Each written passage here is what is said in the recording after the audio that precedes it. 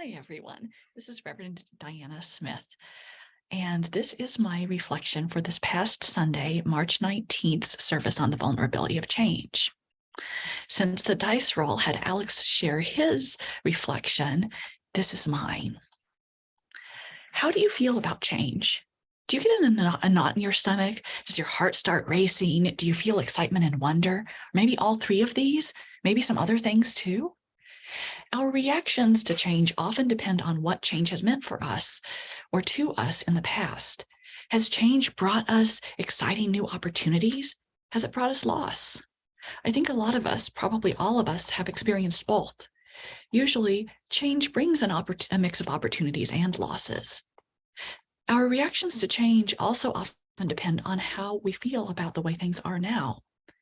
Changes also mean different things to different people. And often a change even means different things to us on different days or different hours. Sometimes our different reactions have a lot to do with how vulnerable, strong, adventurous, or grounded we're feeling, as well as how we're understanding and responding to our feelings. Our reactions can also depend on the ways the people around us are feeling and how they're reacting to their and our feelings. It can be really confusing. So how do we help ourselves, our friends, and our families, and our communities respond to change? Well, one piece that's really important is noticing our feelings and making space to have those. All of our feelings are okay. Even when people feel different ways, that's okay. Something really important in communities of care is having empathy for ourselves and each other. Empathy means that we can understand someone else's feeling or need, how it feels when we have that feeling or need, and know that it's still their feeling or need. We don't have to feel the same way at the same time, but it's important that we accept that people have their own feelings and needs, and that those might and usually do change over time. So after we notice our own and each other's feelings or needs and have empathy for them, there's a model for understanding change that's helped me and a lot of groups that I've worked with.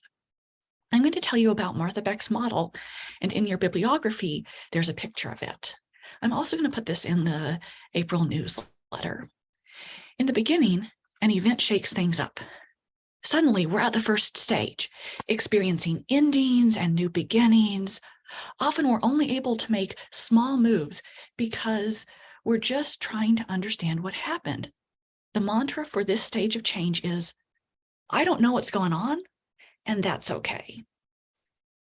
Then after a while, we start to move into the stage of dreaming and planning.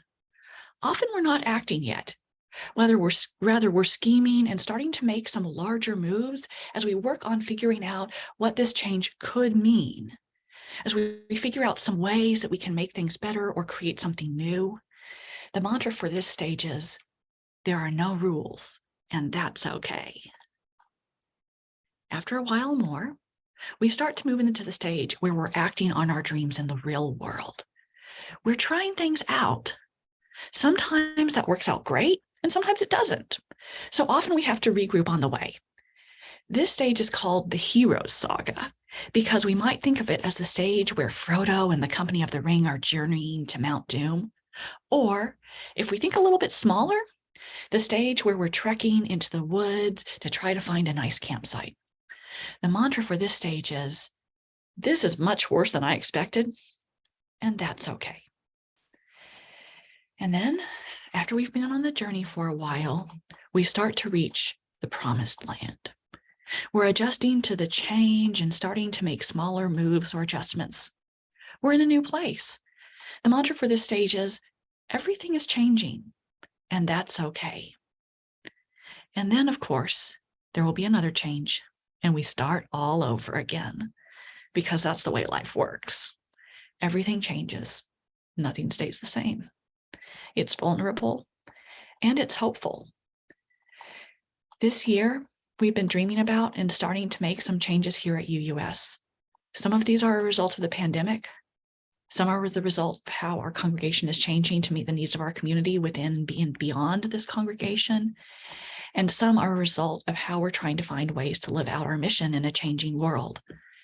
As we keep experimenting with and navigating these changes, working in the dreaming and scheming and in the hero saga stages, let's keep checking in with ourselves and each other, practicing empathy and coming back to our mantras. So may it be.